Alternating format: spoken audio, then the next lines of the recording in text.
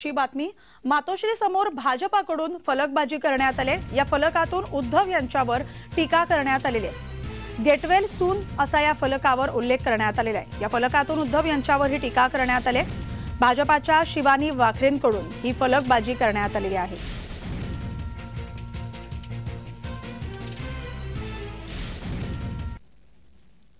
दरम्यान काही दिवसांपूर्वीच उपमुख्यमंत्री देवेंद्र फडणवीस यांनी असंच वक्तव्य करत उद्धव यांना टोला लगावला होता। काय म्हणाले ते पाहूयात।